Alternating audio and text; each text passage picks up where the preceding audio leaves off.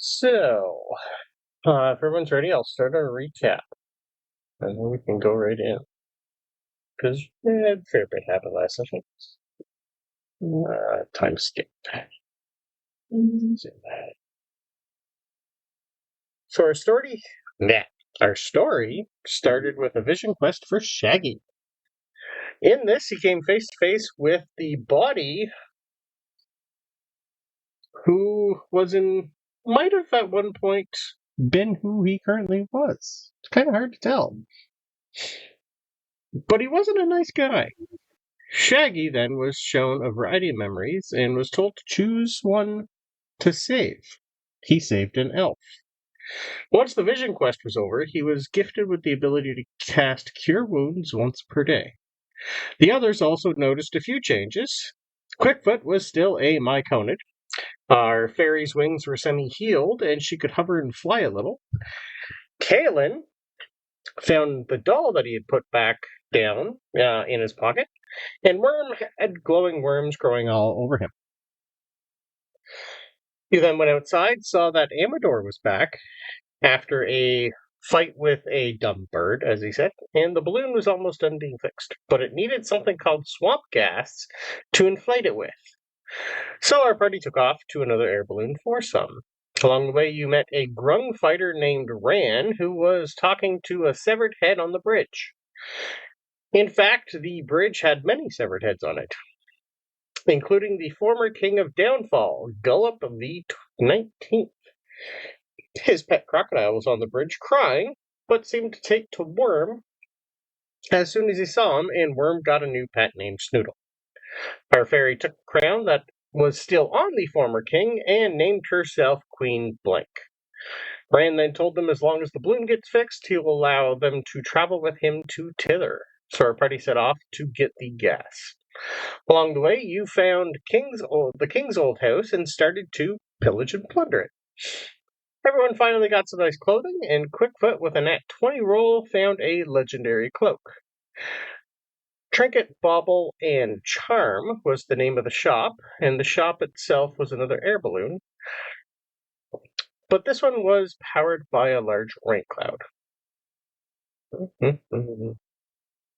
Trinket and Bauble were arguing over who's now in charge, that Charm is king, and had they been paying attention, they wouldn't have been scammed out of the 3 bladders of swamp gas from our party.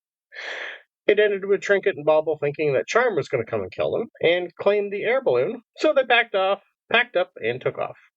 Charm then saw what was happening, gathered up his crew, and flew off after them to get his balloon back. So once again, our party helped clean up this place. The 3 bladders were handed over, and they were told to sit and relax the rest of the day while it was repaired. During that time, they met one yarn spinner. Well, his image anyway. He was a massive spider that was holding a large book between 2 legs. He welcomed you to Prismere and invited you to come to his domain called Fablerise for a visit. He then created a door out of spider silk, and you found yourselves in a armory. And you were told to start thinking about who you want to be and to suit up. So you all went to town on everything and came out of this place with so much loot. Some of you even came out with a little bit more confidence. Some were stronger and quite happy. The day then went by and the air balloon was finally fixed. When it took off, it headed towards Tither, leaving Yon and Hither. When it was inflated, it resembled something called a smiling beholder with your 2 rowboats lashed to the bottom of it. It wasn't pretty, but it was functionable.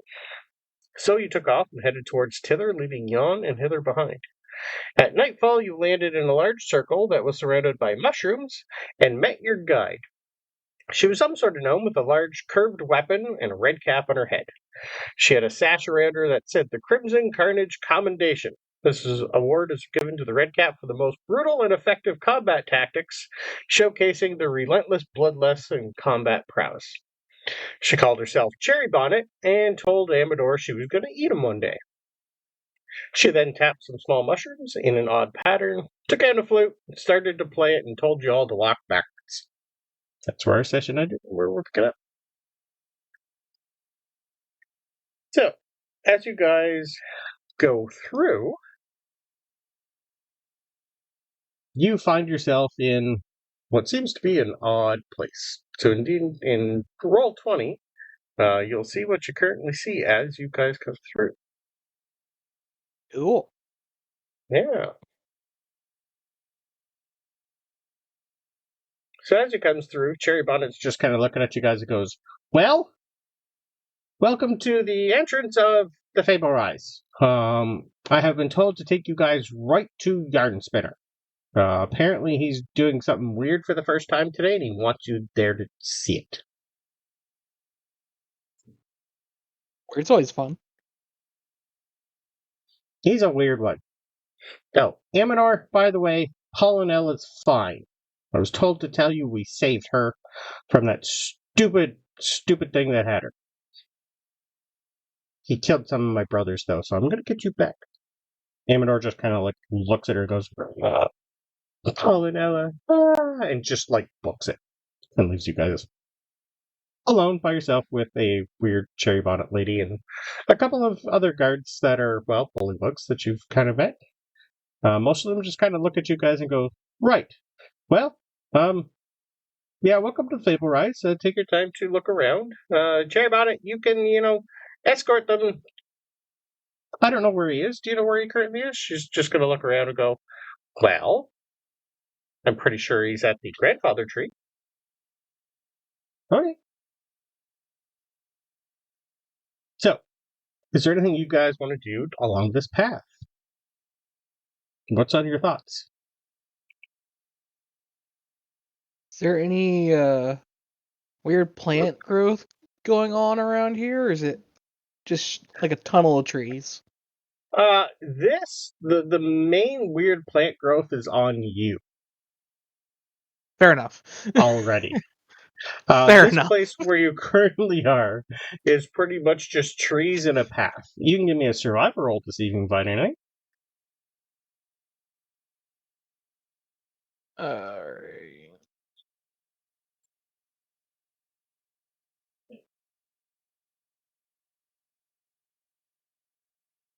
A 15 is enough to be able to probably tell that, yeah, if you went in a little deeper, you'd find some stuff. There's not really much along the path.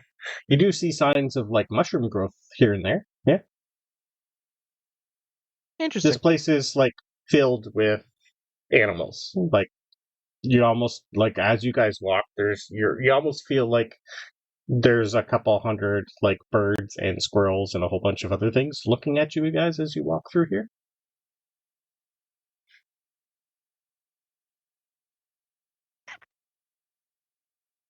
Yeah. Anything else the rest of you guys want to do?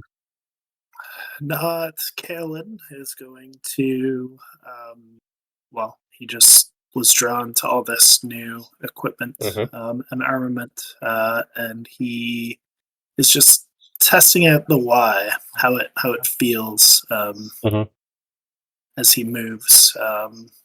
More muscle memory than actual memory as he begins to use this equipment that, to his recollection, he's never used before. Yeah. Nope. It's your first time in a forest like this. This is your first time seeing some of these creatures that you have never seen before. Oddly enough, you probably know what a few of them are, but this is the first time you've seen them.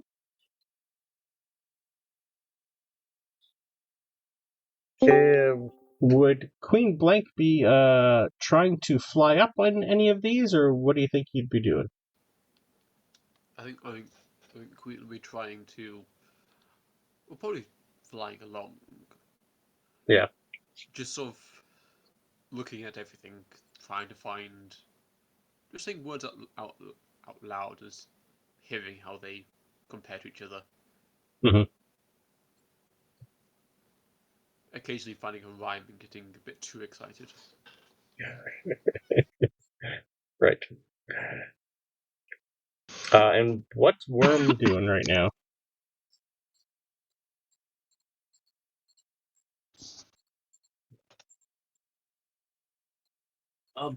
He was just trying to see if he knew those big trees were any of the ones that he woke up underneath or looked like them.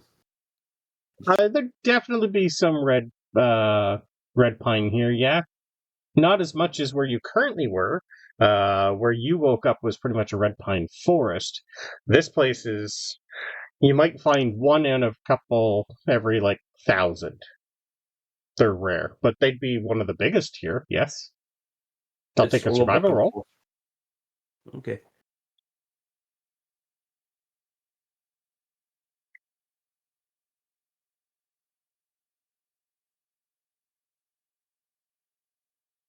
Mm-hmm.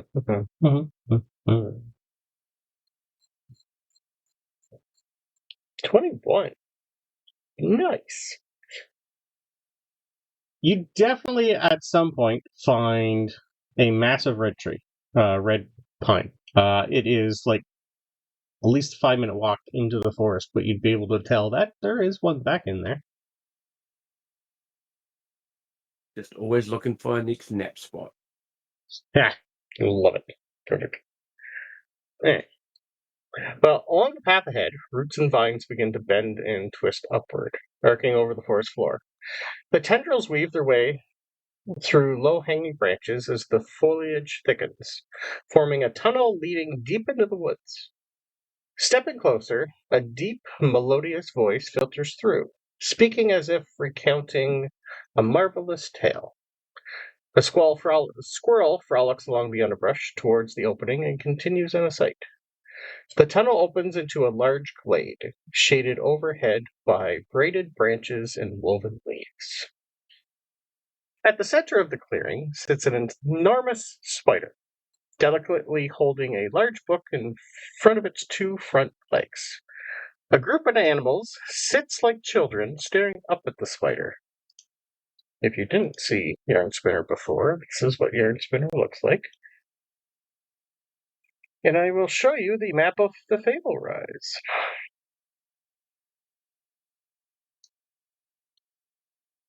So as you guys finally get out of the talking forest, you see the spider in front of a massive tree that, oddly enough, is one big red oak.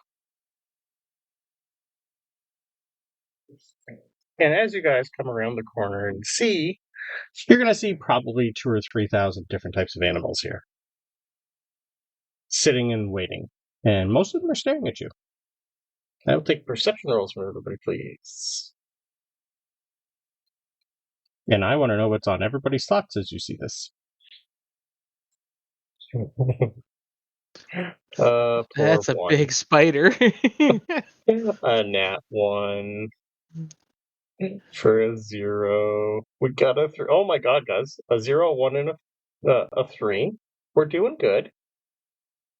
I know what 0 of these animals are. Which is probably true. Oh. Yeah, almost had it right. So far a 0, a 1, a 3. Yeah, you guys are technically just staring at the spider.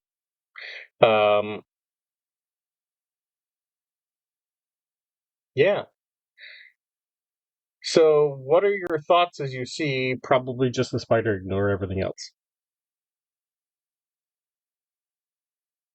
He's a lot bigger than when you saw the spirit, the ghostly apparition that you saw. He's about twice the size of that. So we get a nat 20. Only took 3 attempts. Took 3 attempts, but okay. One of you is paying attention. Queen Wait, we're Blank. supposed to do that?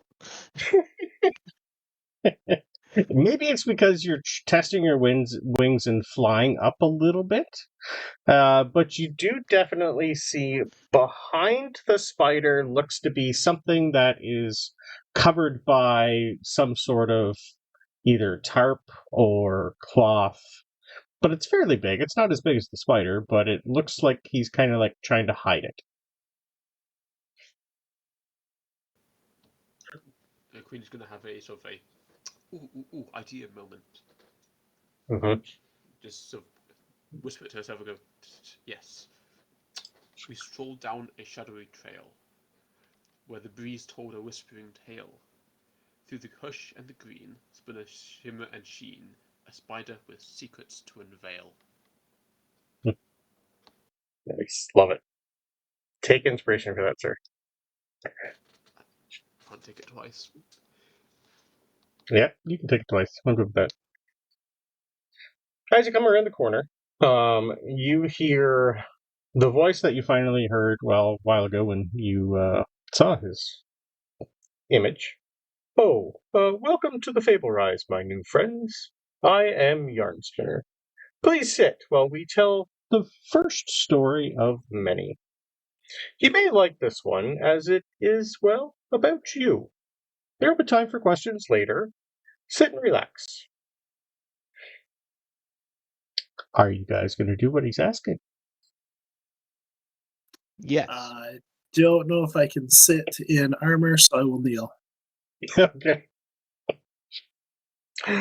At some point, you are all sitting in an area. There's a spot that pretty much everyone's like, they're pretty much bringing you front and center, all these animals.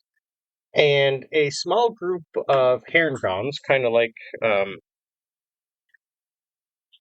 Quickfoot, although these ones are like shiny coats and not as pale and white and see-through as him, come around Also with less food muscle. and water. Yes. Actually, most of them are female, but they look like quite happy. They're chittering a little. Give you food, water, and as you guys sit down, you see Yarn Spinner raise a hand, and you feel like an energy pulse go out. And Yarn Spinner has the ability to do a mass awaken spell on every creature in Prismere. So as you guys are suddenly there, all the birds you can understand, all the creatures you can understand, and they can understand you, as they can all now speak. So it gets quite loud for a bit, and he finally calms everything down. And he starts with a tale called The Fall of Valor's Call. At the roots of the Brigadoc mine, where the walls whispered secrets and shadows bent the light, Valor's Call faced the impossible, the Jabberwock, a worm of nonsense and nightmare. As he speaks, you'd be able to tell there's an illusion above him. You're seeing the entire thing that he's telling. The Jabberwock had nestled into the belly of the mountain. Its gnarled wings twisted reality, and its eyes shimmered with an unspoken madness. For weeks, the beast had haunted the realm, devouring dreams, unmaking memory, and warping the land around it. But then came the 5. As the Jabberwock reared back, eyes glowing with unholy glee, Thrum took the vanguard position. Shield raised, he stood firm as the creature unleashed its impossible breath light. The sound twisted into something that erased thought. Thrum held the line, deflecting the worst of the onslaught as the companions maneuvered into position.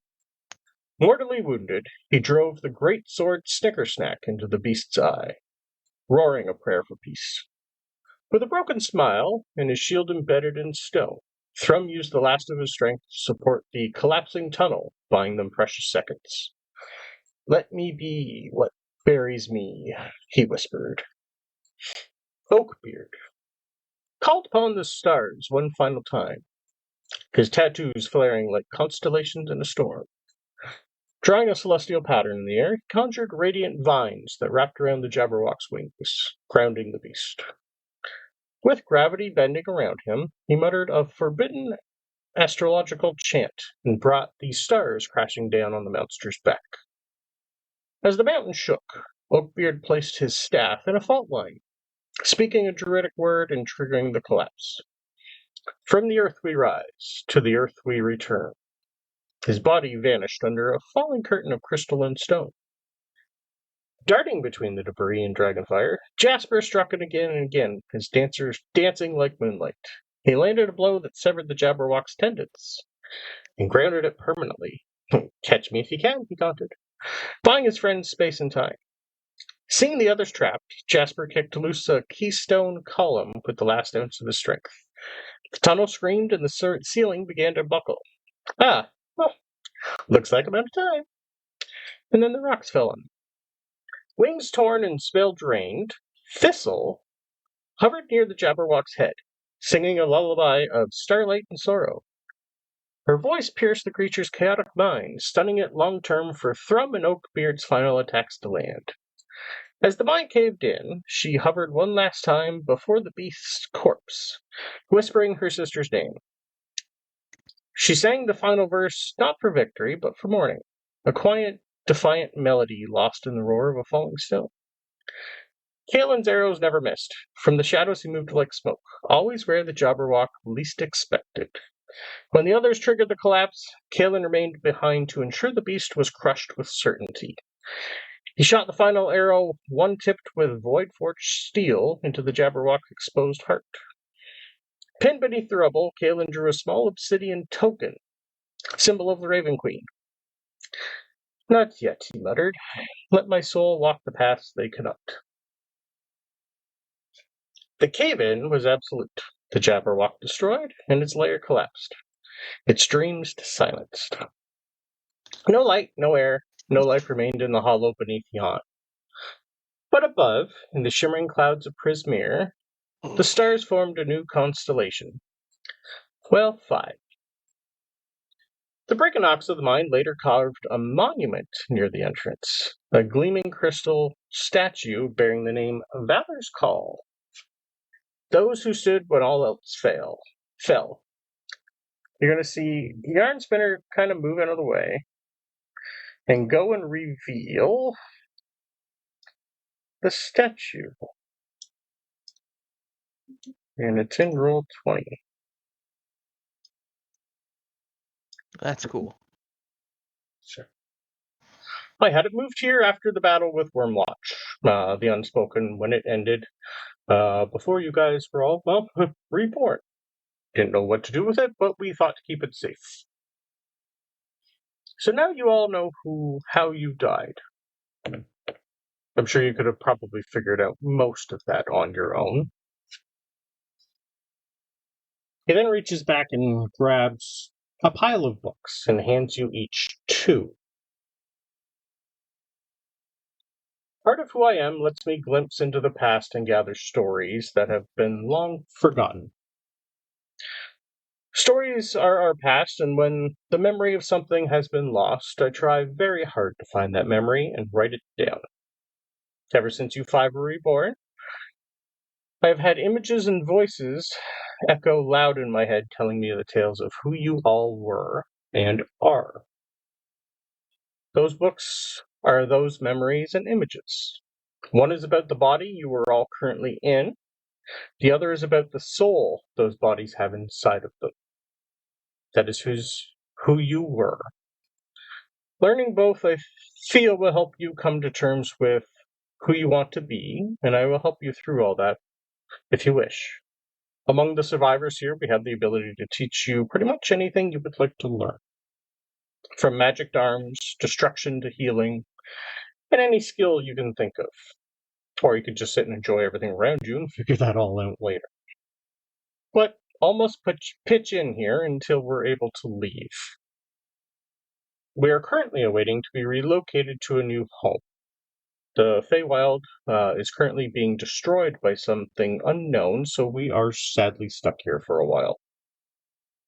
How long I have not been told, but those that are moving us will keep me informed when they can. We've been placed in some sort of ark and are en route to a new world. I think it's called Lunara. But during our travels, it will give all of us time to get to know each other some more and, well, to learn about anything you'd like. I have the ability to awaken all the animals around us, so we will have plenty of things to do and people to talk to. Plus all the other things that are spread around. So, when you are ready, and if you are ready, feel free to read both books to yourselves quietly or out loud. It's up to you. But I find getting to know who you were, in both cases for you, might help. Usually reborn are reborn with the same soul. This is the first time I've known you not to be, so you kind of have 2 different thoughts going through your head, I would assume. But that's enough for me. Feel free to wander and get to know the place. If you have any questions, feel free to ask.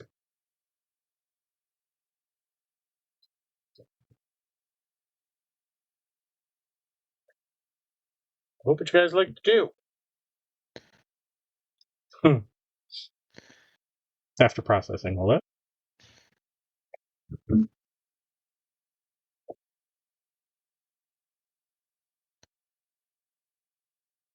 I will pull out Snickers snack and say, "Hey, look, you've defeated a dragon."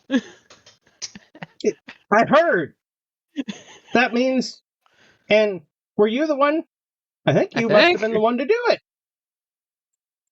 Does that book say Thrum on it? I heard that name. Looks like. It says Shaggy kind of sticks better. It says Thrumbar the Gentle. That is the title of your book. Ooh.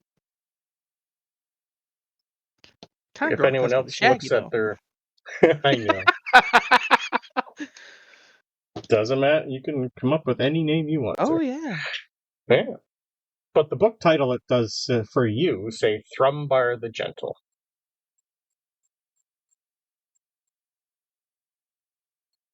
If anyone else wants to look at their books, I will tell you what your names were for the current body you're in.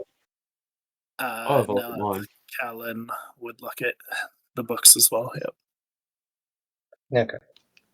Just how thick are these books? Pretty much. I only wrote like a couple pages for each one of you for that, but they're pretty thick. Like this is their entire life. I'm picturing Bruce Almighty. We open the book and it just keeps going. Kind of. Oh It's just like it's basically one person's entire biography, but it's also a picture book. So it has memories, it'll have video of memories, whatever Yarn Spinner could ascertain and find out about who you were. Maybe some of these are from the people in the other Valor's Call members. It's kind of hard to tell, but it seems he has the ability to look at someone and know their story and write it down so it's never lost. So, I'll do the quick thing.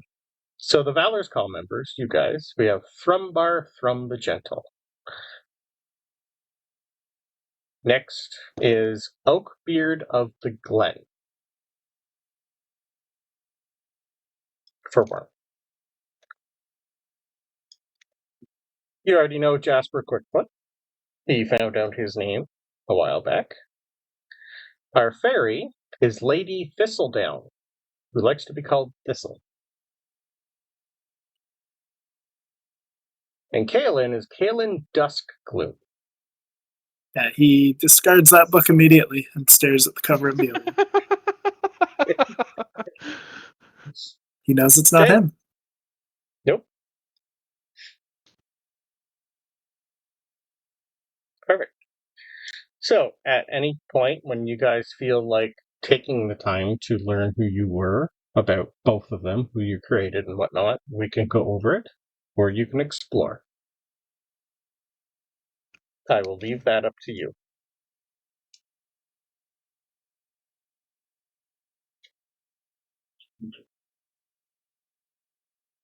All I had planned for today was story time, and then you guys level to level 1 and create your character.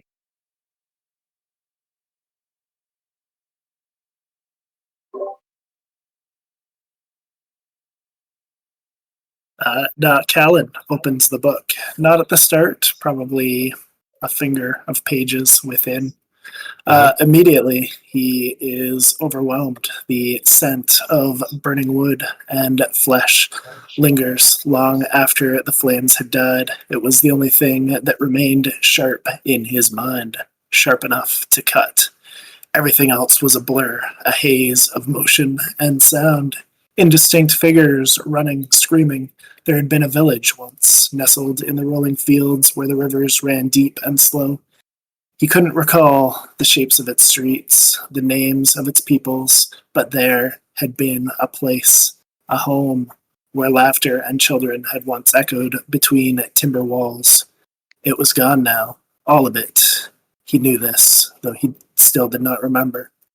The sky had been red, though whether from the fire or the strange sun, he could never quite remember.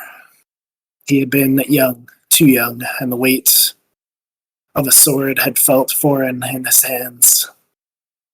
He had held it, though, clumsy fingers wrapped around the hilt, slick with sweat, knuckles aching. There had been demons. Their howls were jagged things in his memory, more than a feeling, than a sound. The scent of them, sulfur, carrion, and something worse, had filled his lungs, turned his stomach even as he tried to stand his ground. And then her. She had been there. Not a name, not a face, just a presence. The soft lilt of her voice, the way it wrapped around him like a hush of wind through tall grass.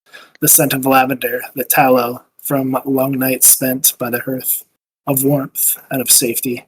Hands that had brushed back his hair, cupped his face, lifted him when his legs could no longer carry him. She had called out to him, a single word. His name? Maybe? But that, too, was still lost to time. What remained was cold, the moment her voice had been silenced, the moment warmth had fled from his world forever.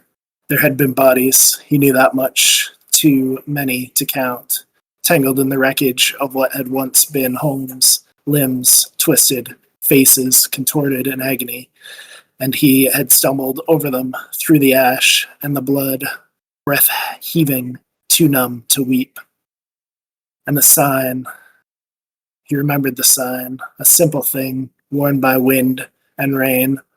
Once carved by a careful hand, it had marked the entrance to their village, a place where travelers might stop and know the name of those who lived there. He remembered tracing the letters once, when he had been small enough for such things to matter. The fire had not taken it. It stood alone in the ruin, its wood blackened but unbroken. He had reached out, fingers brushing the rough grain, and felt the splintering edges of the carved letters beneath its touch. Of Valmar's rest, he whispers. That was when he had made his choice. Not out of reason, not out of duty, out of something deeper, something primal. A hatred had taken root in the emptiness left behind, curling round his heart like a strangling vine. He had been too weak. He would never be weak again. His father had gone to war. His brothers had marched beside him, but he had been left behind, left to watch everything that he loved turn to ash. No longer, he remembered. He would not rebuild. He would not mourn. He would not pray for peace. He would fight. For every scream left ringing in his ears, for every face he could no longer remember, for the scent of lavender and tallow that he would never come again. He had set off that night with nothing but a sword too big for his hands and the fire in his chest. He would become the hunter, and he would never stop until every last demon was erased from existence. The book sags, and he sits on his knees, taking in this first memory. Love it. As you throw the other book to the ground, Jasper is going to kind of look at it and go, do you mind if I read it?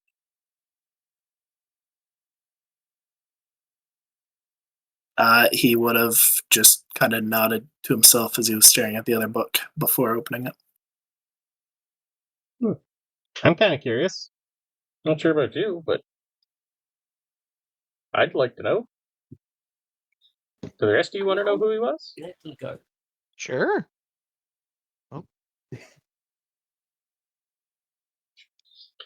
Kaelan Duskgloom, Gloomstalker Ranger.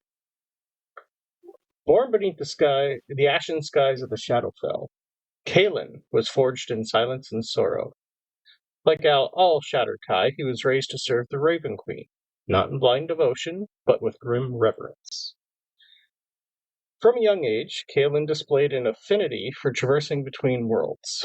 He could stalk both light and shadow with equal ease, slipping from the material plane to the Shadowfell, as if the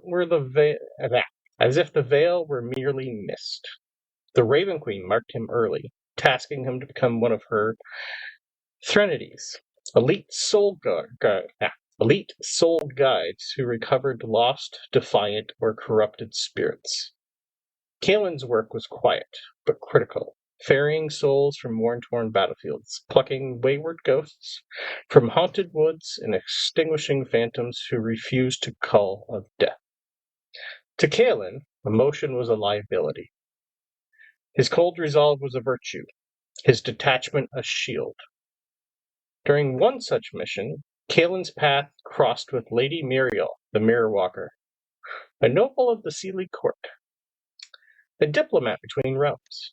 Muriel was famed for her tracking abilities and illusions of impossible beauty. The two should have never lingered, but they did. Drawn to her defiance of fate and his silent dignity, their correction grew in secret. They wed in twilight, their bond unblessed by either queen or court. For a brief time, Kaelan knew something like joy. He built a home near the intersections of realms, a pocket between dreams and death.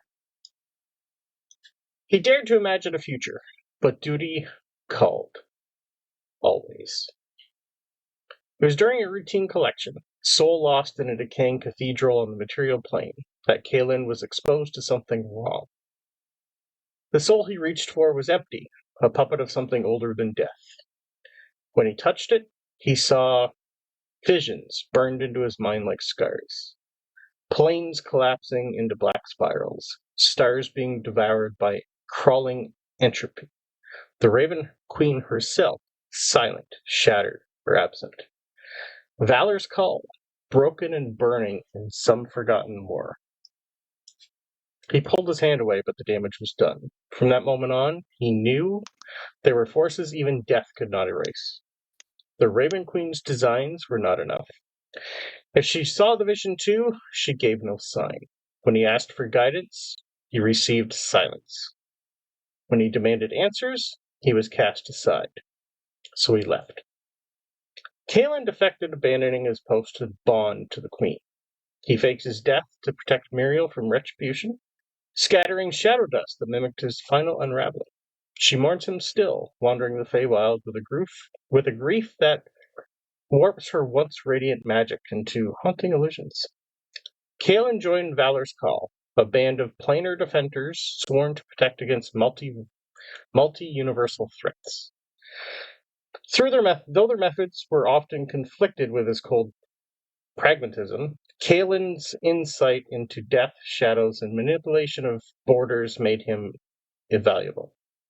Some of the Call suspect he is still tethered to the Queen. Some believe him her spy. Others that he is her warning. He says nothing, only that he serves now to prevent the fall, that he walks in darkness so others don't have to. So now he does not sleep. He patrols the dark. He does not hope. He watches. His last mission has brought him to the realm of Prismere, where he heard tale of something that would make her realize she had made a mistake. And in silence, he prepares for the fate he once saw, a fate he refuses to allow, Wimlash. Sadly, he died before he would realize that the dragon was not the cause of what he saw in his vision. And as we pull back from that, Kaelan, you find a black feather falling in front of you.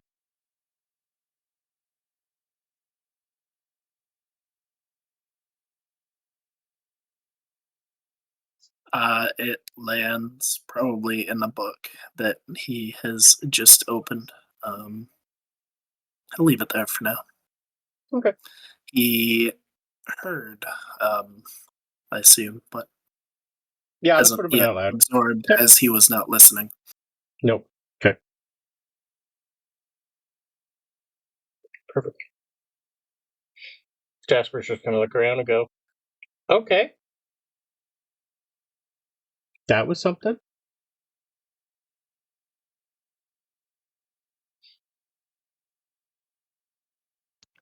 Definitely different.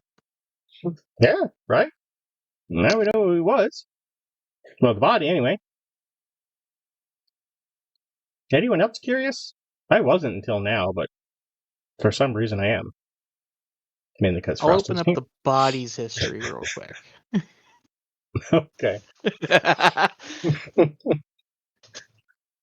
want to see how many Raven Queen things we're going to get this episode. Just one. Oh, okay. I made the rest of you kind of different. For a reason. Thrumbar the Gentle, Paladin of Redemption. Once known as Thrumbar the Fanged, Thrumbar carved his name into the annals of fear with the edge of a cruel blade. As warlord of the Ember Claw clan, his rage struck terror across the borderlands, smoke and screams heralding his approach. His tribe thrived on violence, taught from birth to view compassion as weakness and mercy as a betrayal. He believed without question, until Alaris stood before him.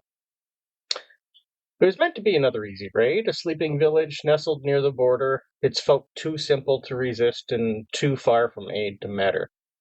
But as the village burned, and his warriors dragged villagers into the square, a young cleric stepped into the firelight. She bore no weapon, only a broken holy symbol clutched to her chest in the name of Pelor.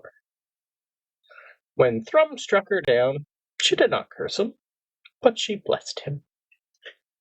With blood running from her temple and tears streaking soot across her face, she whispered, "You could choose to do better."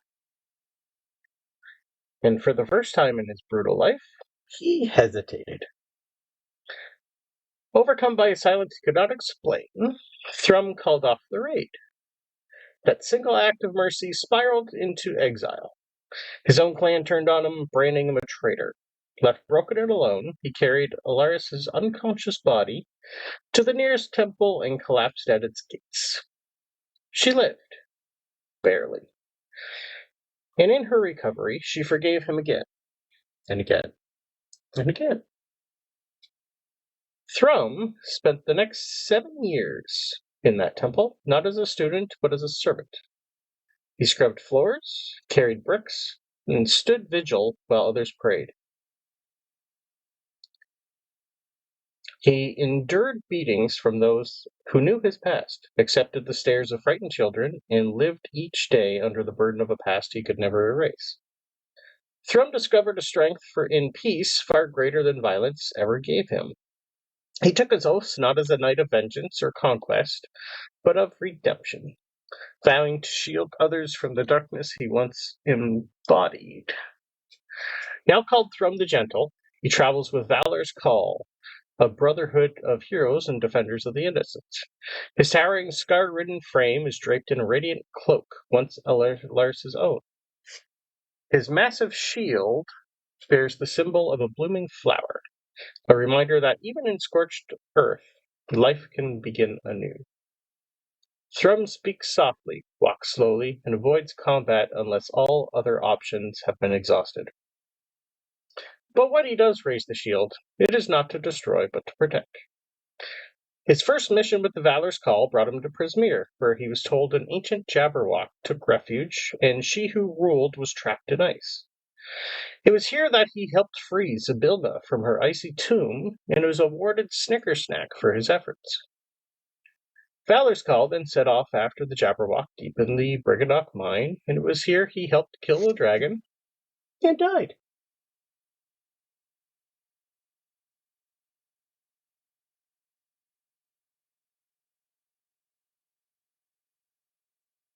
That's the end of that book. Yeah. Hmm.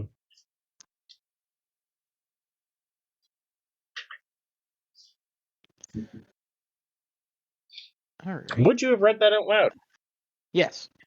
Okay. What's everybody's reactions to this story?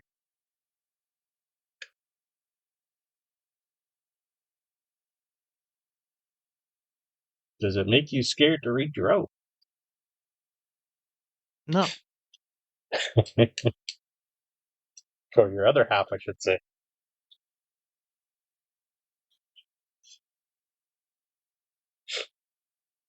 If anything, it probably deepens our curiosity.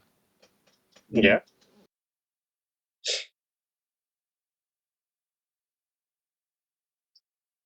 Well, does there anyone want to be next, or do you want to, is there anyone who would read it not out, loud with the group? I don't think Worm knows you're allowed to read it inside your head. Love it. So which one would Worm read first? His own, the soul or the body? Yeah, go for it. Can you read the body for me? I've got the kid, so I'm lucky that boy. he's not yelling at me. Perfect. What did I write for this one again? All right. Get this fan out of my eyes. Okay. Beard of the Glen. Circle of Stars Druid. In the moss-covered hills of the Whispering Glen, beneath a latticework of ancient trees and silvered light, a Furbolg child was born as 7 stars converged in the heavens, a rare celestial alignment known as a loon's veil, said to occur once every 9 centuries. The Druids of the Glen, elders steeped in both Sylvan lore and cosmic charting, whispered that this child was touched by a firmament, marked by prophecy. His parents named him Oakbeard, for even as a babe he bore a strange, bark-like beard, flecked with luminous spores that shimmered under starlight. As he grew, Oakbeard heard voices not in his ears, but within his dreams, gentle hums and whispering constellations. He read not books, but the dance of stars reflected in still waters. It was said he could navigate forests blindfolded, led by patterns only he could see. The Druids taught him nature's balance, but the stars taught him of destiny, and of a darkness brewing beyond the veil. When Oakbeard reached adulthood, the dreams changed. The stars no longer hummed, but they warned. Black threads began to spider web across his visions, and constellations he once trusted flickered in unfamiliar patterns. He turned his eyes to the Feywild, sensing a sickness, a shadow gnawing at its roots. The trees whispered of a creeping gloom. When no one in the glen believed him, Oakbeard chose exile, following starlight and intuition into the wilder world. Years passed in solitude as Oakbeard wandered ancient ruins and forgotten glades, deciphering omens and tracking celestial anomalies. One fateful night, while crossing the Sapphire Road near the border peaks, Oakbeard came upon a shattered caravan, its travelers beset by a formless creature of living shadow. When the sky full of angry stars above, Oakbeard stepped into legend, drawing on the constellations older than time, the Archer, the Chalice, the Dragon. And he banished the beast with radiant energy and a gentle resolve. Among the survivors was a member of the Valor's Call, a fellowship of heroes bound by honor and justice. Impressed by his unshakable calm and strange starlit power, they offered him a place among the ranks. Oakbeard accepted, believing the encounter was no accident. The stars led him here. Now, Oakbeard serves as the group's cosmic compass. He speaks little, preferring to gaze upward during camp or trace patterns in the dirt while others argued. When he does speak, his voice is soft like the wind through branches, but his words carry the weight of ancient omens. In battle, he becomes something else, invoking star forms that weave protection and destruction alike. He dreams often, and not all dreams are his own. Though he walks with purpose, Oakbeard fears the convergence that birthed him was not only a beacon of greatness, but a harbinger of something coming. The celestial tide rising. The stars are whispering again, and this time they sound afraid. As he looked up into the night, he saw it again, but this time it was moving. The dragon. He took note of its path, grabbed all his gear, and went looking for members of the call to help him deal with this omen. The day after he died, a new constellation appeared in the night sky. An oak leaf.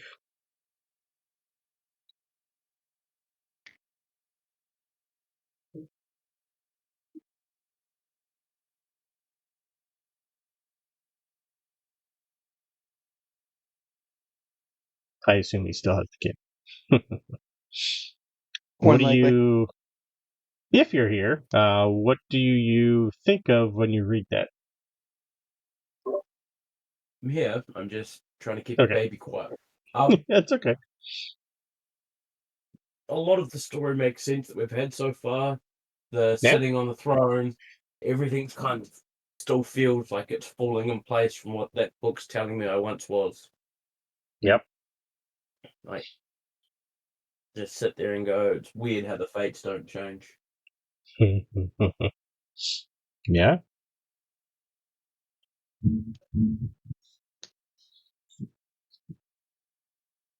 Would anyone like to be next?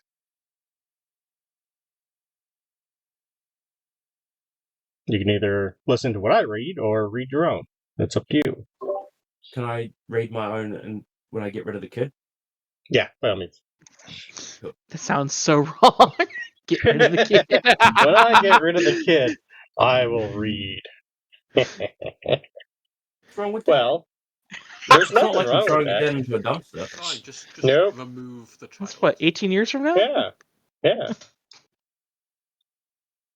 I'll see if the missus can take the kid back yet. Yeah, no worries. Hey, Pete, while you're here, would you like to read something for me? Oh, no. You are allowed to say no. You're But because I really don't know. funny. Because it's up to you. I'm not up to reading right now. That's fine. Sorry. Does anyone wish to read what I wrote for Jasper's soul? You could always upload it to Google Play as a document, and it'll read it out loud. Yeah, I don't want to do that part. I prefer people actually reading it. If not, I'll read it. It's just I'm going to be reading a lot today. I have a fair bit more I can read as well. So All right. Then you get to hear the sound of my voice. Sucks being creative, don't it? No, not at all. I was just hoping I'd have my other player here so he could read his own stuff, but that's fine. So, would you like to learn about Jasper, his body, or his soul first?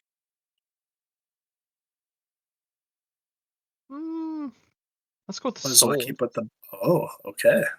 We're going with the soul. This one's the long one.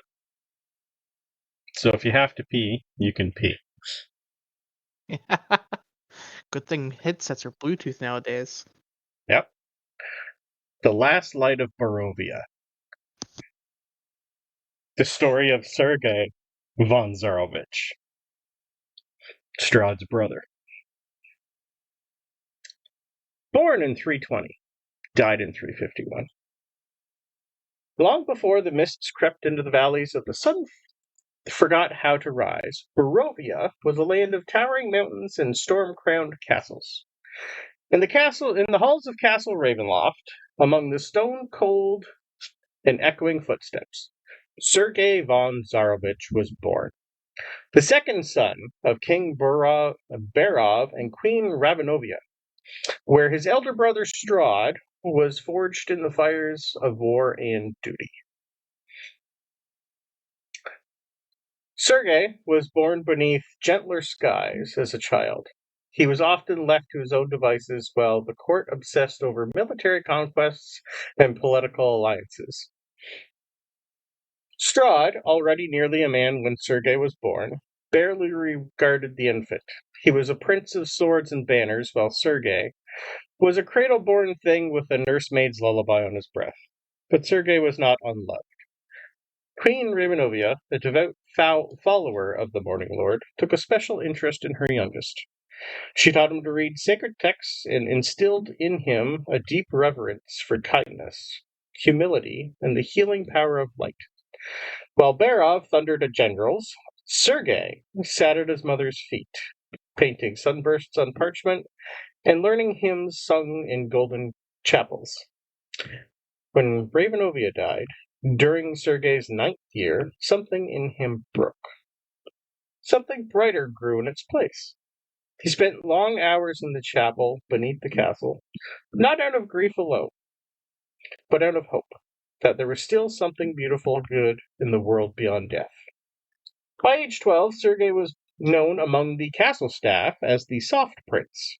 He treated servants as equals, wept when animals were hurt, and begged the cook to prepare extra food to send to the village children. It embarrassed Berov, who scolded him in weakness. But Sergei was not weak. He simply believed strength came in other forms, in forgiveness, in faith, in joy. He would stand between squabbling courtiers and calm them with words.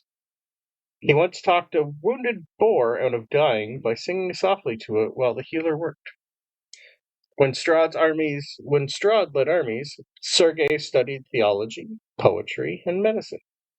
The monks of the Morning Lord at the Abbey of St. Markovia welcomed him during his teen years and spent whole summers tending gardens and learning to read auras and ailments alike. Despite his piety, he never became a formal priest. He believed the divine was meant to be lived, not worn, like a robe. As his father's health failed, Strahd returned home weathered and battle-worn. He found Sergei radiant, confident, and adored by the people. A man of faith who had never held a sword had somehow won their hearts without ever lifting a banner. The tension grew, unspoken but sharp. One night, during a festival in Shadar-kai, a young Sergei wandered away from the lantern-lit crowds and into a Vistani camp at the edge of the woods. He was 17. There, beside the fire, an ancient Vistani seer with cataract-clouded eyes offered him a seat and said, "You dream of a world that loves you as you are, but you are not yet who you could be." She drew a single card from her deck and handed it to him. Its face bore no suit, only shifting sigil, an eye within a crown of thorns, and the title in a tongue no man remembered. The Beggar King. As Sergei touched the card, the world around him went silent. Time slowed. And then he heard a voice, ancient, soft, and distant. "You are loved, but you are small. I can offer more. Power, fame, even her. Take what you deserve." He recoiled, but the card now burning cold in his palm, but the seed had been planted. For years he carried that card, hidden in the lining of his cloak. In times of weakness, when Strahd mocked him, or when Titania's affections felt distant, Sergei would feel the weight of it, the unclaimed promise of a forgotten god. Though he never performed a ritual, never spoke an incantation, the bond began to grow. The god waited, patient and cruel. Sergei began to show unnatural insight, knowing things he shouldn't. In a moment of crisis, his words carried otherworldly weight. Flowers bloomed in his footsteps. Birds gathered when he wept. He could even speak to people in his mind. He believed it to be a darker blessing from the Morning Lord, but in truth was older and darker. Barov, too, noticed, and on his deathbed he allegedly said, "You rule with iron, Strahd, but he rules with light. May the land remember the better man." It was a cruel thing to say, but perhaps it was true. When King Barov died, Strahd inherited Barovia. Sergei accepted it without resentment, content to serve as a counselor, a healer, and a peacemaker. And for a time there was peace. In 346, Strahd inherited his father's crowns, lands, and army, conquered the valley in 347, and finished the construction of Ravenloft Castle in 350. It was on the summer's afternoon that Sergei finally got the nerve to talk to Titania Fedorovna, a Barovian maiden with flame-red hair and eyes like the dawn. She had come to tend the wounded after a skirmish with a rebellious lord. Sergei had been tending the same wounded. They met over a dying man and fell in love before the sun had set. Their courtship was pure and swift. Though Strahd was decades older, war had hardened him, and he had grown obsessed with conquering death. When he looked upon Titania, she was not with love, it was with longing for the joy and youth he had lost. When Sergei asked for Titania's hand, she gave it freely. The people rejoiced. Castle Ravenloft was prepared for a wedding, and Sergei dreamed of a future filled with peace. But in the tower above, Strahd brooded.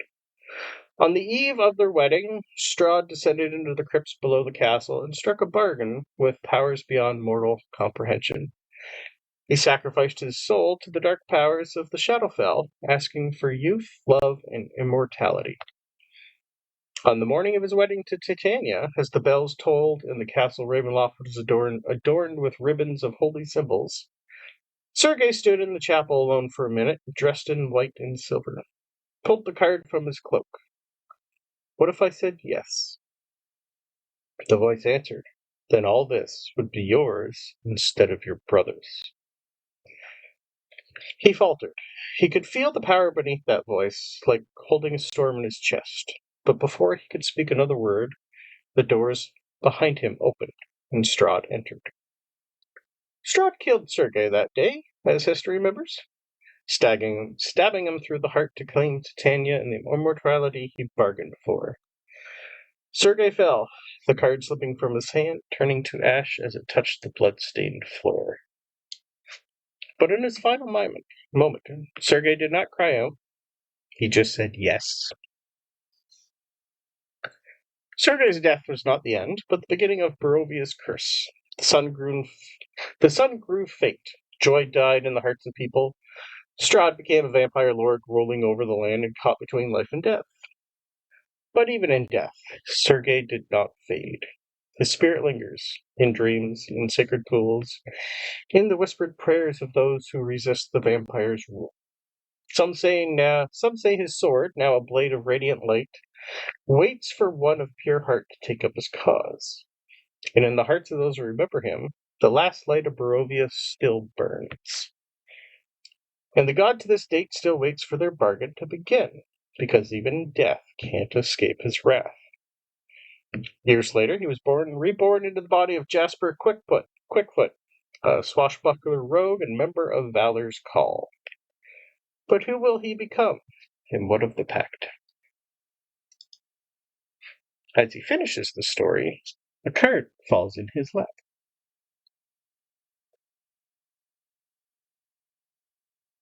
Huh. Guess that makes me a prince? That's one royal. Do we have another? Huh. I did not see that coming.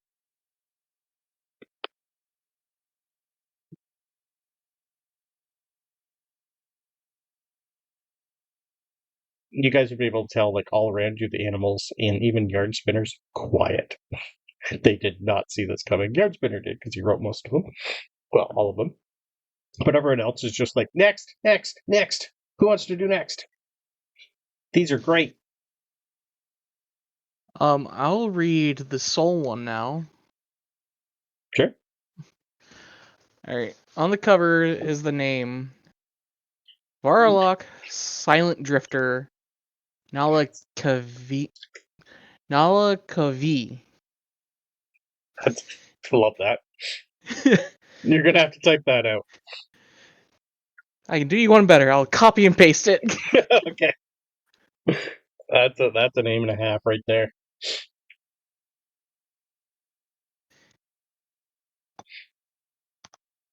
Well, it's a Goliath name, so... Nice. Why did you not copy? Fine, I'll go to Oh, I didn't do it. There we go. Oh, that's a fun one.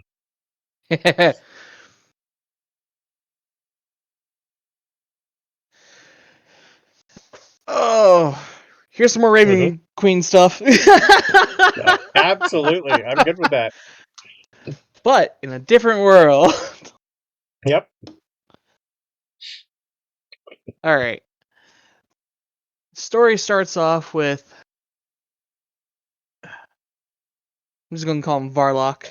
Varlock. Yeah. Varlock is seen kneeling at a throne in the... Sorry, I'm trying to remember names. I just wrote religious city. Main religious city. Because names are bad. Yep. I can go back to other chats. Sean said it out.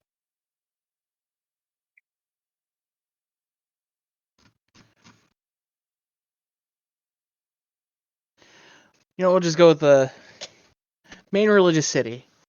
Sure. All the gods show up there, talk to their disciples and clerics there.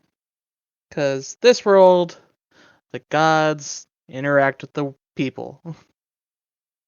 Very different than most from what Varlock has witnessed.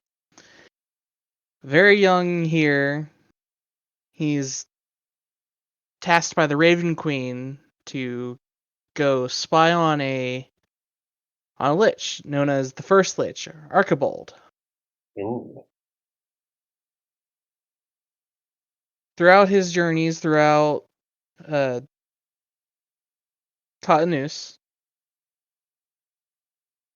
Varlock is fighting through undead swarms caused by Archibald, only to be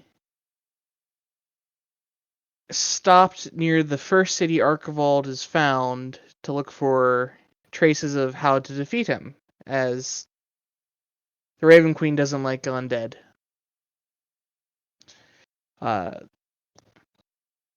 Varlock finds signs of looting, probably through the most recent party that the Raven Queen's newest Raven Queen's only paladin in this world right now is presiding in. A step behind them notices Archibald's main room, finds notes left behind by Archibald saying he found a way to make himself a lich without a phylactery. Intrigued, he decided to bring back these notes, only to be stopped by Archibald himself, seeing it as a trap for the paladin and not a random rogue sent by the Raven Queen herself. In his disappointment, Archibald says, "You know what? I'll break the Raven Queen's rule for you too." And sends his soul off to not die.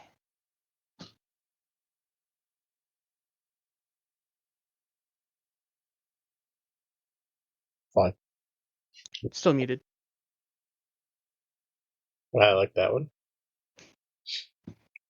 It seems she is a interesting bitch.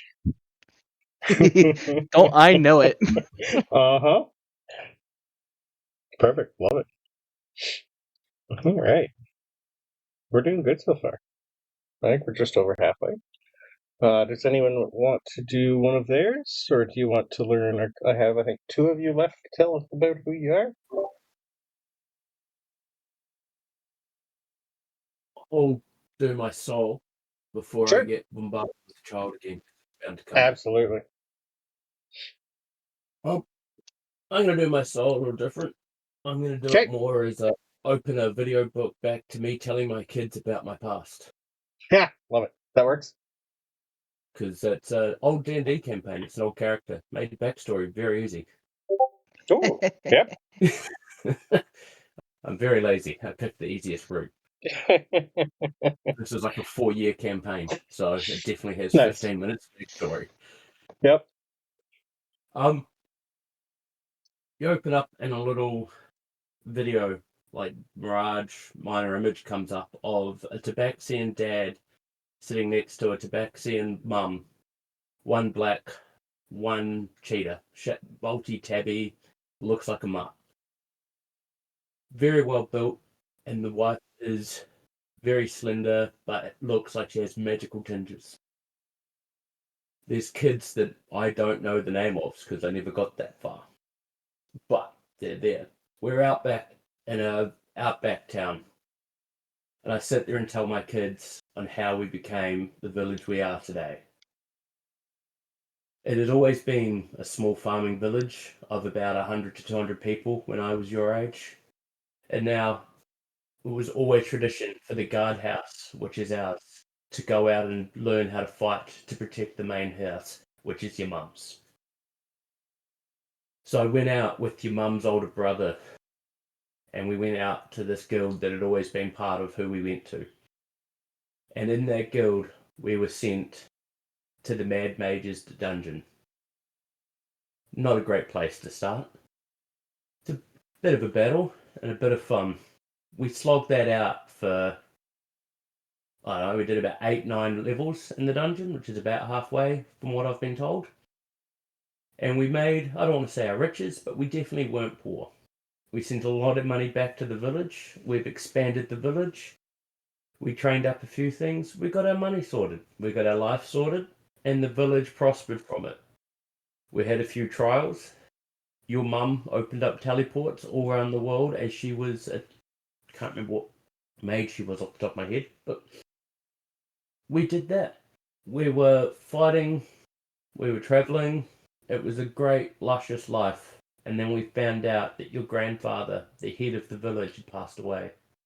So now we had to come back to a village that we'd left with 200 people max, and came home with all the money we'd sent, and my parents and your grandparents had flourished this village into a village of 2,000. Came home to find our local swimming spot gone. It is now an amusement park. Which, when you're so used to coming home for retirement life, this was always retirement life. This village was always where we were coming to die, and coming to start a family, and come to do everything, and now it's changed into a small village, which isn't so small anymore. We came from having werewolves as a secret part of our bloodline that only some of us got, which some of you two have, as I've got it myself. Our goal was always to make it more civilized, more not a scary thing, try and make it more humane. We never got to that goal. We came back way too early, as someone had found out that this village had werewolves and got attacked before we got home. Your granddad died in that battle.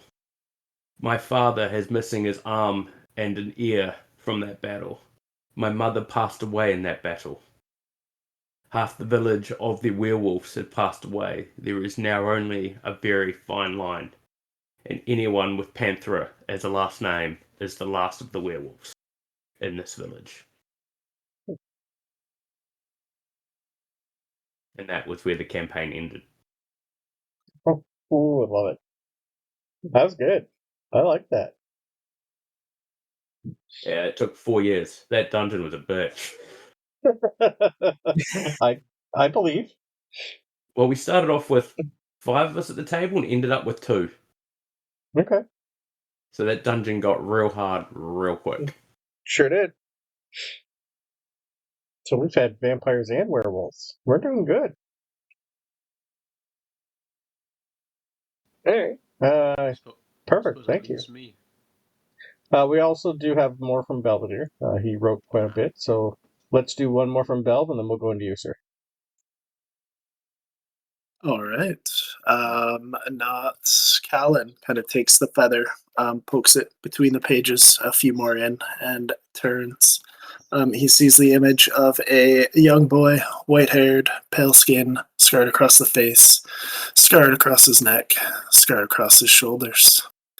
As the memory takes hold, the banners of knights keep were heavy in the wind. The golden sun of Etrul embroidered upon them, but he had never seen them as a promise. To him, they had always been a weight that he must fight through to achieve his purpose. The courtyard was filled with the sounds of training, blades clashing, armor ringing, men shouting. He stood here before, barely 10 years old, stripped of everything but the rags on his back and the soot from his burning home. His father had not met his eyes then, had hated him for failing his mother. He is not my squire. It had been a relief to both of them. Another knight had taken him, a commander who had saw no son in him, only another blade for the forge. Knight Commander Oris was cold, a man of iron discipline and relentless expectations. He had not spoken his name once. If he had faltered, he was struck. If he fell, he was ordered to rise. If he wept, he was pushed until he could not weep no more. Pain was nothing. Doubt was nothing. The past was nothing. He trained harder than the rest, fought longer, refused to yield. The whispers had stopped years ago now. No one pitied him now. They only saw what Oris had given him, what he had made of himself. And then she came. She arrived in a storm of golden fire, descended upon the keep as if the heavens themselves had opened to cast judgment upon them all. She was glorious. Wings outstretched, her radiance turned to steel as their armor and gold in the light. Her sword burned with celestial flame. Her eyes held no fury behind their blindfold. Yet she was beautiful and terrible all at once, and his heart seized at the sight of her. He had never known what it was to kneel in reverence until that moment. She spoke of war, of the suffering of the world, of the fiends that would tear it apart if no one stood against them. She spoke of a choice.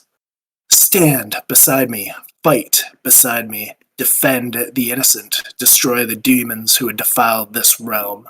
His choice had already been made. He had been made for this. As the blade touched his shoulders, as her voice rang through him, she had named him Hellrider. He felt the last remnants of the boy he had been burned away. He had no past, no family, no doubt, only purpose, only her. As the page turns, the battlefield was chaos. They had ridden into the abyss as knights, but they fought as animals. There was no formation, no strategy, only survival. Demons poured in from the darkness, gnolls howling in bloodthirsty glee, tearing men from their horses. They swarmed like insects, like fire racing across dry grass, endless and ravenous.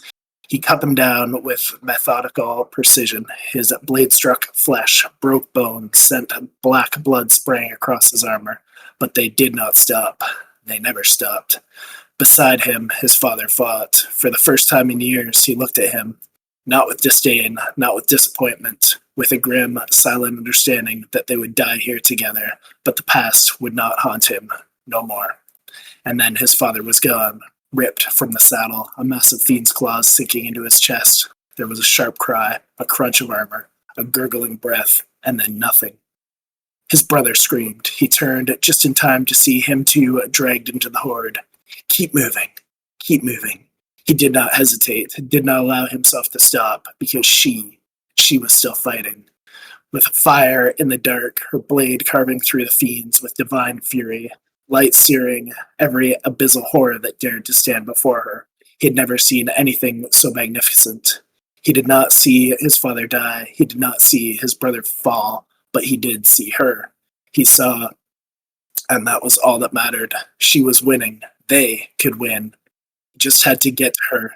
Then, the glint of a blade, a downward swing, a defiant scream, her sword hand severed. Golden blood spattered across the battlefield, droplets of molten light. She staggered, her fire flickering. He charged, he cut through demons, through the abyssal horrors, through anything that dared to stand between him and her. His blade shattered in his hands, his shield was torn from his arm, but he did not stop. He would not lose her. He had lost everything before. He had nothing else left but to give to her. Then, the cold, burning, searing, cold. It pierced through his armor, through his ribs, through his body.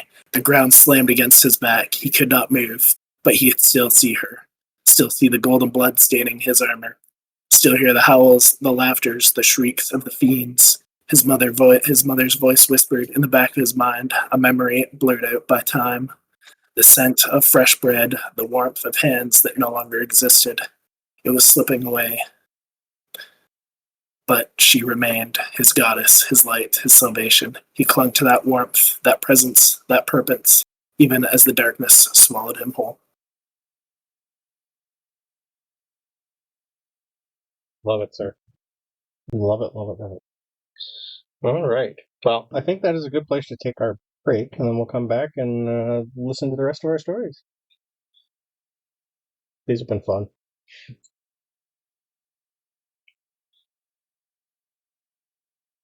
So let's... All right, do we have everybody back? Yep. Yeah. Okay.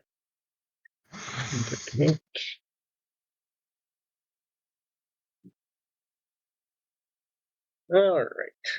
Well, let's start us off with, did you want to know Queen's body or soul, sir? Let's go with soul. Yeah, everyone 'Cause thinks the that body's her gonna- soul. Okay, perfect. She'd do that first. Sure. In her excitement, she'd open the book roughly halfway. Pages are blank. She flicks back a bit further. Still blank. Getting quite close to the beginning, and before the finally text appears. It's a single memory of a very young dwarven boy, can't have been more than 4 or 5 years old. It's hazy.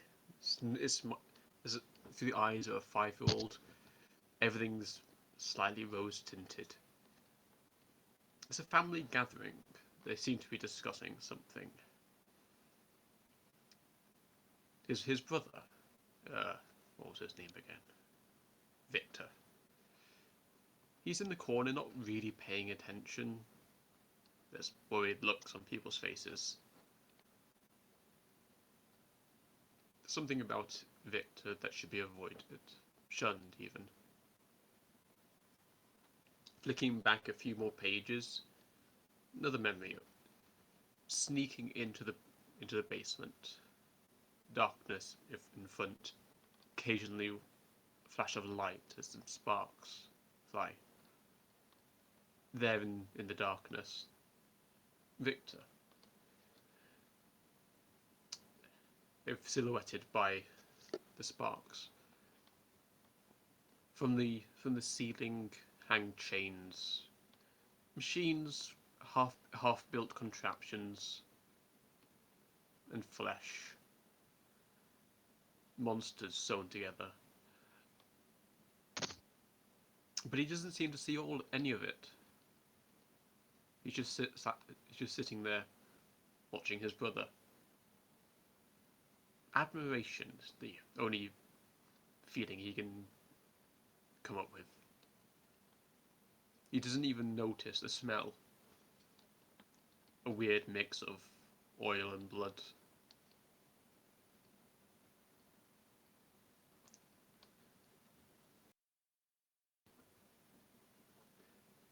You can flicking forward a few more pages past the family gathering. Another memory. Different location. It appears Victor has moved. Another lab. Same chains. Same smell. The young boy is hiding under a table. Clearly, Victor does not know he's there. And he's just sitting there happily watching him work. Just watching. He's enjoying the watching.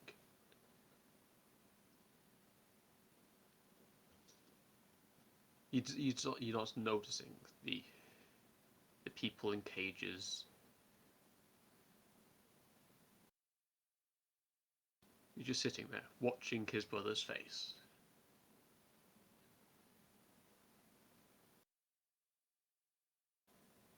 As he goes to leave after having his fill, he catches a chain.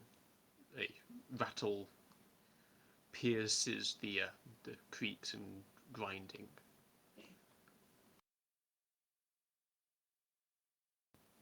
A machine from behind him that he did not notice before suddenly sparks awake. Whether it was turned on to begin with, or his movement has startled it, he does not know. All he sees is a blade come down. Too fast for him to see. And he's left there in the oil and blood, just looking up at his brother. After this, the pages go blank. Appears less than a quarter of the book has been filled of a life cut short. On the front of the book, the name William Frankenstein, the brother of Victor Frankenstein, who died age 6. Nice. Love it.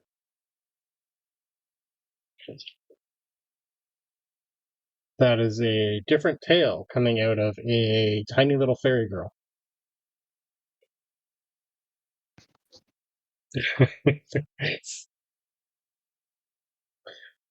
Love it. Perfect.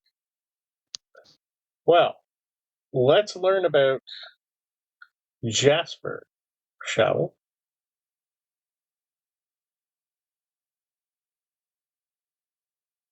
Jasper Quickfoot, swashbuckler Ruth. Jasper Quickfoot was born beneath the moon-silvered boughs of the Glimmerwood, a spreadingly Harengon raised among the whispering meadows and trickling streams of the Feywild. He learned early that in the Fey courts, charm was currency, and lies, well told, were as good as truth. Gifted with boundless energy and a disarming grin, and ears that perked at the sound of opportunity, Jasper became renowned and occasionally revealed. Confidence trickster, weaving tales and deals with equal parts nonsense and brilliance. From masquerade balls to moonlit duels, Jasper peddled illusions and dreams, delighting in outwitting dryads, Eladrian, and even the occasional satyr chancellor. He made his way through the courts under a dozen aliases. The Duke of Daffodils, Sir Thistlewhisker, the Velvet Hair, each persona bolder than the last. But as his reputation and tab grew, so did his ambition. One fateful night he attempted his greatest con yet, impersonating the herald of an archfey known as Lady Merilith of the Endless Waltz, a being of rhythm, riddles, and obsession with perfect form. Merilith was not amused. As punishment, she laid a fey curse upon Jasper. His soul was bound to motion. If he ever stayed in one place too long, be it emotionally, physically, or even on purpose, he would feel his body itch with unbearable relentlessness and his heart race. His limbs would twitch with magical compulsion. He would be haunted by unseen dancers in the corners of his vision, tapping to a rhythm he could never quite match. He would run from it, but never rest. Panicked, Jasper thought he could flee the Feywild, leaping through a portal he'd swindled from a reluctant Eladrian, but in fact landed in Prismere, where he tried to lie low, but his instincts always got the better of him. Rifting towns, stealing from cruel and charming guards became his new dance. Eventually, a series of daring heists and accidental heroics landed him in the path of Valor's Call, a loose brotherhood of wandering champions and do-gooders. To everyone's surprise, including his own, he joined. He since became an expert in infiltration, escape artistry, battlefield misdirection, and enough swordplay to get in or out of trouble. His mouth still quick as a blade, and his heart, beneath the layers of mischief, truly wants to do right, even though he rarely admits it out loud. Jasper insists he's now a hero, but the occasional vanished coin purse, unexplained shortcut, or whispered promise to a shady contract suggests that his past never really left him. Just learned to wear more of a charming disguise. What he doesn't know is that the Lady Merilith still watches from afar. Her curse was not just punishment, it was a tether. She considers him her wayward project, her unfinished dance. In mirrors, puddles, and dreams, he sometimes hears the soft beat of an invisible drum, the whisper of a waltz, waiting to pull him back. But one day, the music finally caught up to him in the middle of a mine. Well, sounds about right.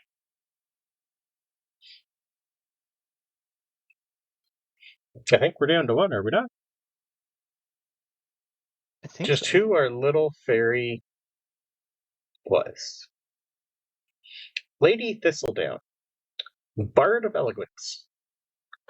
Born beneath the twilight canopy of the moon petal court, where every flower blooms under starlight and dew carries music and dreams, Lady Thistledown was a child of grace and golden melody, the daughter of the court's royal luthier and a dream weaver of the singing lilies.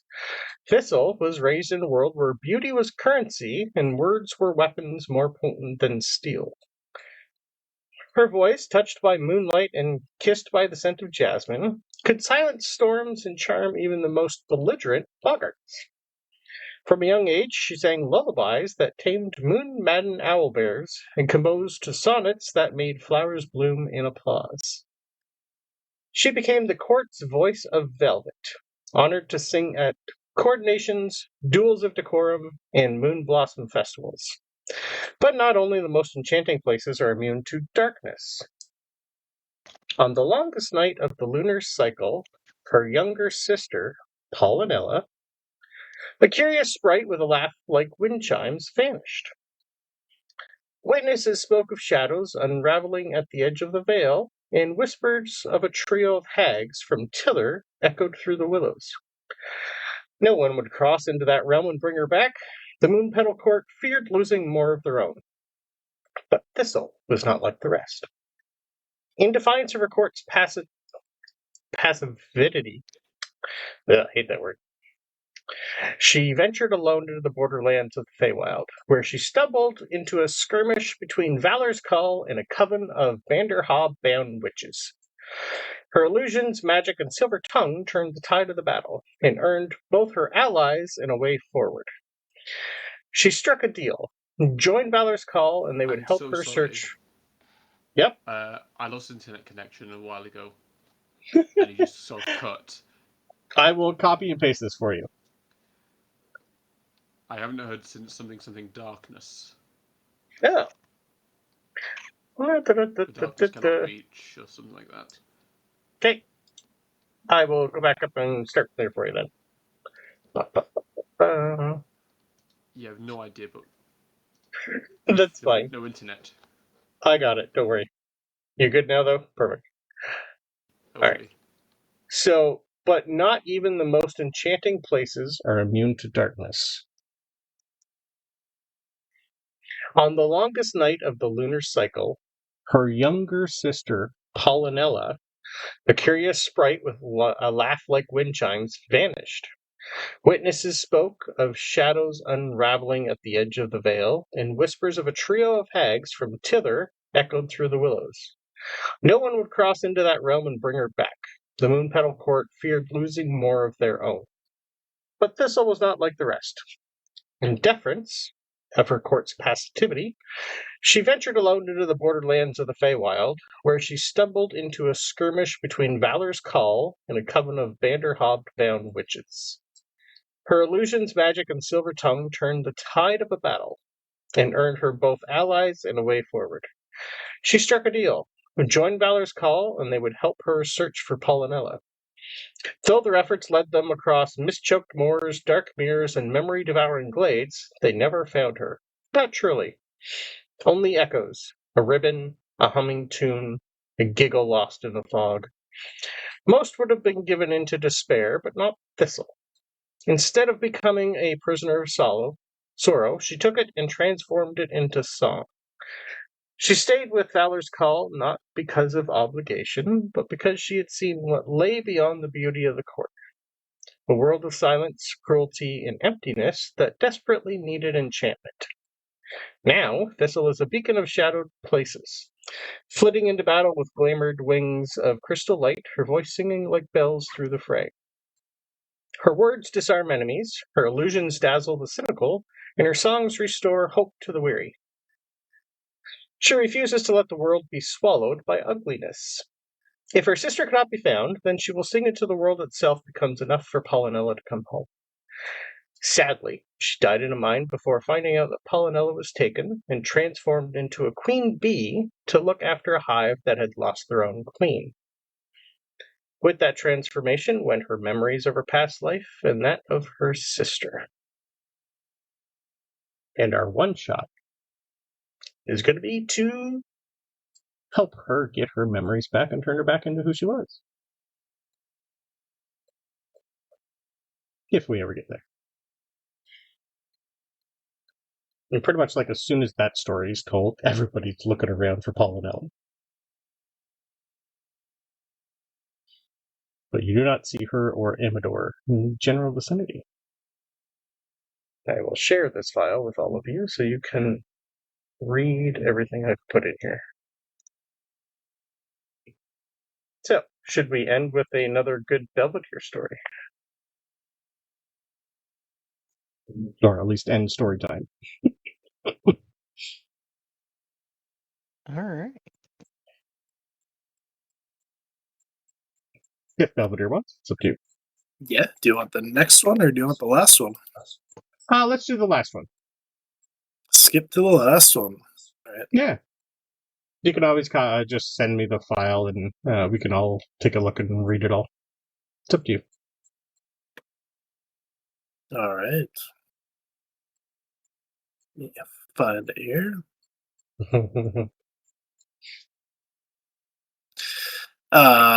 Pain. It was not the agony of battle, nor the exquisite torment of the hells. It was something else, something greater. Not with the cold, searing flames of avarice, nor the maddening heat of abyssal hatred. This was something far deeper, more profound.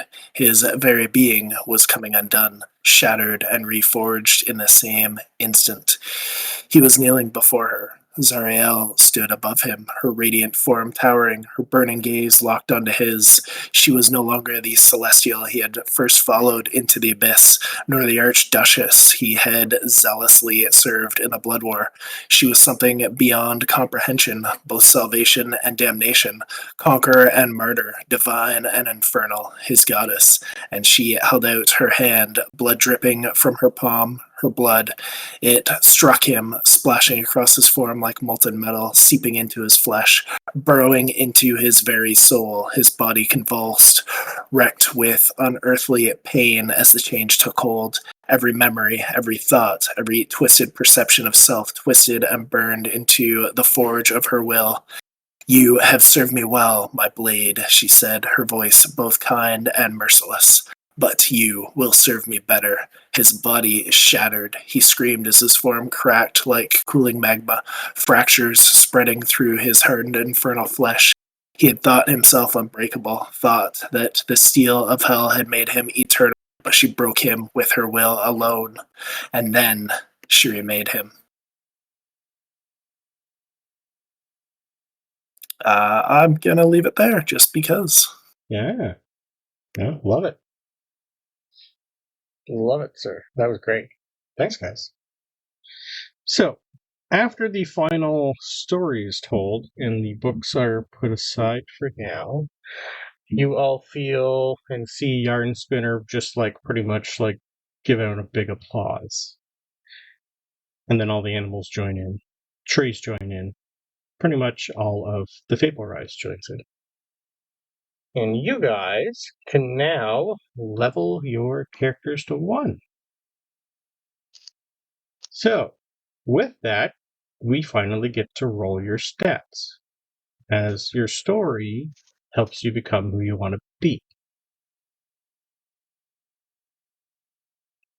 So, we can either roll in Discord, you can roll real dice. Because this is a completely different way to do it, you roll once. It's probably going to end up better than all 8s across the board. Or we can roll 3, or we can do point buy. I will leave it up to you guys. Point buy might be easier overall, but what do you guys think? What would be better, you think? So what was your first suggestion? My first suggestion is you all rolling once in Discord, and those are your stats.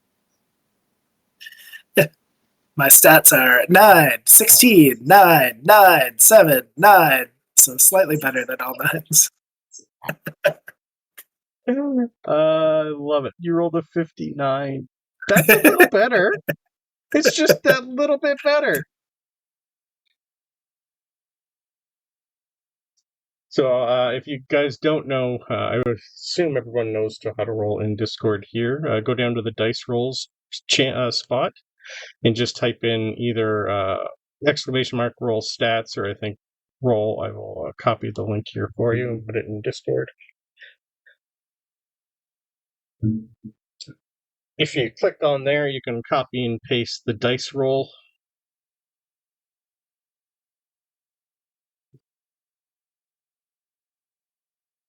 I don't know if you can roll it right in here. That's what you type in. Oh, I forgot though.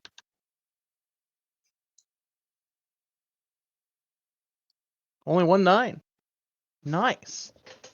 No, you could actually do it here too. That's fun. That's a little better. 59 to 70 is 76. Either way works for you guys. But the fun part with this, though, I'm going to leave it up to you, whatever you choose. That'll be up to you for class. You can use 2024, 2014. It is up to you. Your background. You have 3 choices because of where you are. You can take Fey Wanderer, the Witchlight Carnival one, or Fey Lost.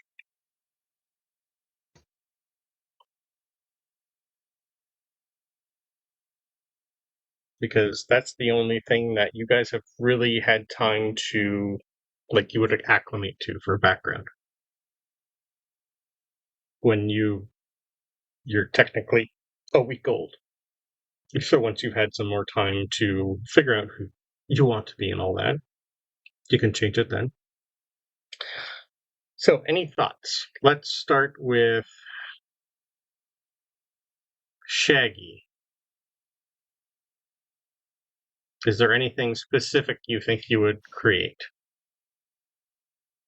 I think I would stick with my previous decision of cleric. Yep. Okay.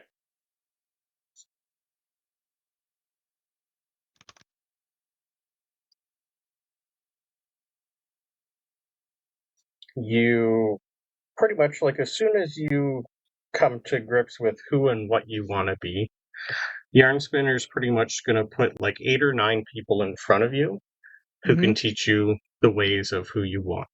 Someone will be like a historian with all the current gods that are known, so you can like decide who you want to worship. Yarn Spinner will also fill that void if you want him to. He can be pretty much anything. He can do a Hexblade Warlock. He can be a Warlock patron. He'd just be the Archfey Warlock patron. For those deciding. So if you need something, Yarn Spinner has the power to give it to you.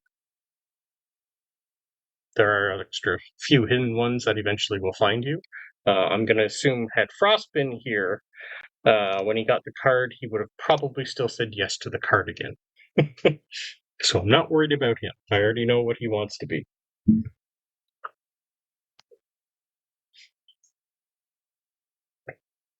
I'm pretty sure he went Hexblade Warlock, and the card will serve as his Hexblade to start. So what would Worm's thought be? The book told you you were a druid, but your backstory was not a druid.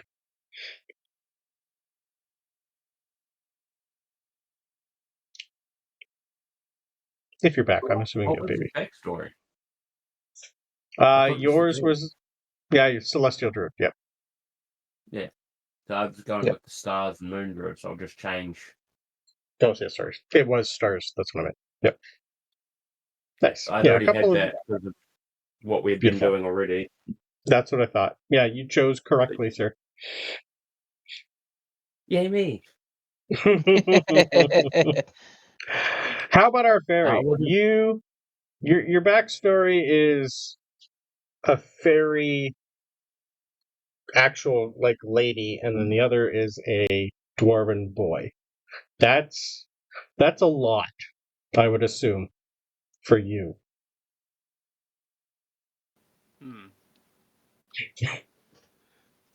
She's probably going to gravitate more towards her previous life as a fairy, as the fairy. But taking the curiosity and the outlook on life that she had as the dwarven boy. Yep. And so she's taking the first name of the dwarf and the going name of the fairy, and going by Queen William Thistle. Yeah, love it. So we technically have 2 royals now. Yeah, love it. All right, Belvedere, what is Kaelan thinking here? There's a lot for him. Both sides are kind of similar, where he had a woman involved, and a lot of weird choices. He didn't read the book. Oh yeah, that's right. Sorry. Right. Yeah. So do you think he ever would? I think that he heard it. Yep. Wasn't really listening. I suppose that would more depend on the Raven Queen than anything he does. Yep. Or this Kaelan guy. But as far as he's concerned, he had already known that wasn't him, so... Yep. He's always said it's not him. Cool. I do have a question. Yep. We had gotten a +1 to 1 stat previously. Yeah, and that would still I got apply. to bump my strength to 13 when I took the armor. Yep, Okay. that would still apply. Yep. Okay. Yep, I'm okay with that. Okay. Just change one of your numbers into that. Yeah. Yep. Yeah, like Garen Spinner, as soon as he could tell, like, you guys are ready to try and decide your fate, he would have people in front of you saying, if you want to do this, talk to this person. If you're looking for this, talk to this person. If you just want to research and learn for a while, here's where you can go. Like, he's got a library. He pretty much has most of the books you're going to find in Candlekeep here. He has everything. He's a collector of stories and books and people and animals. He has his own history in front of him, which he'll probably understand eventually, but I think it's more just this is what he was in this life, this is what he was in this life, now he has this body, and what does he become to use this form he's been given to complete his tasks. And I think that's where I'm stuck, because I have stats and a Shadar-kai, and I need to figure out what they're gonna become for him now. Yep. Perfect. Well, you would be able to tell that the feather isn't really a one-time yes or no. You can keep it as long as you want. You'd be able to figure out that at some point, if you want to, whatever the story told you, all you'd have to do is pick it up and say yes.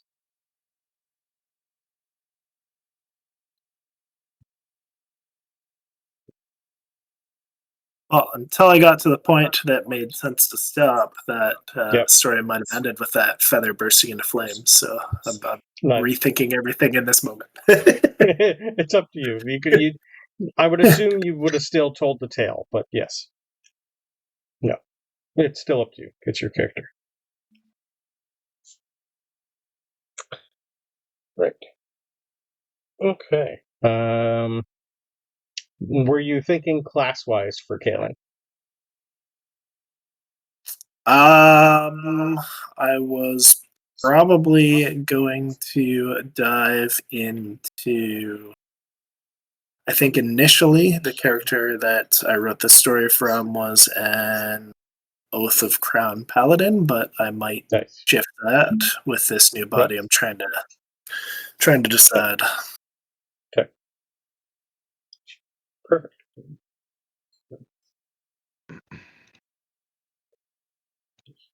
All right, and Shaggy. I think we missed you, or did we go through you? I said cleric earlier. You're right. You said cleric. She was a druid. Yeah. So that's right. We got Frost. That's what I'm missing. Okay. So yeah, that's a pretty good party makeup. Not many casters. A lot of melee. Well, except for druid. And Wade, you were still thinking Bard. Yes. Bard. Yes. What flavor? I can't remember. Sorry. I hadn't picked one. Okay. Perfect. No worries. So not Bard. That high enough level for that matters. So it's still.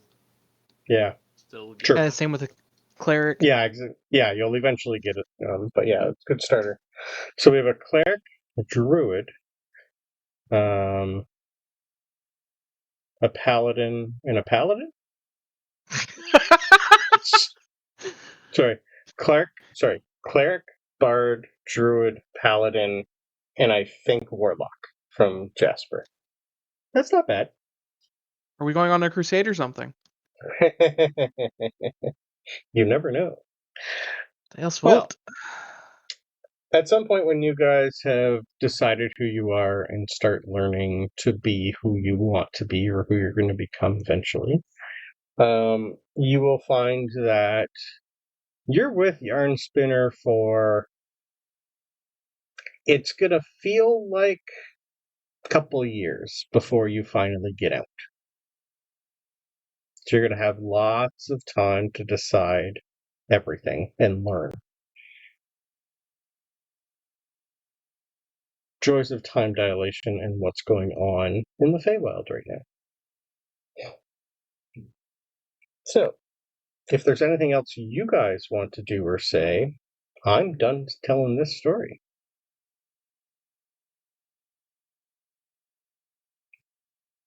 I'm good. Can I take the closeted scholar, since we've spent like a year or two in a closet? Yeah, that's fine too. Learning? Yeah, you'd have a couple of years, so sure. I'm okay with that. Yeah, by all means. Yeah, That's a sentence technically, yeah, I you'd wasn't have a couple of... expecting. Yep. Closeted scholar. Yeah. I love it, actually.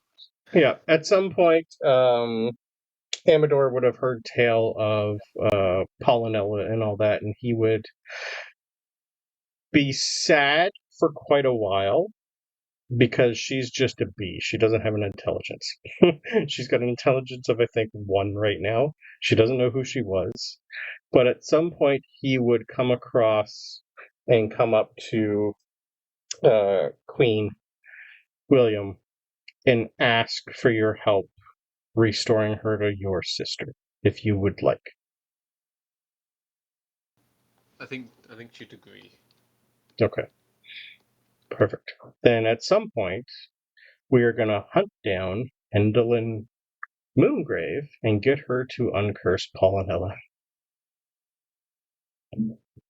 That'll be fun.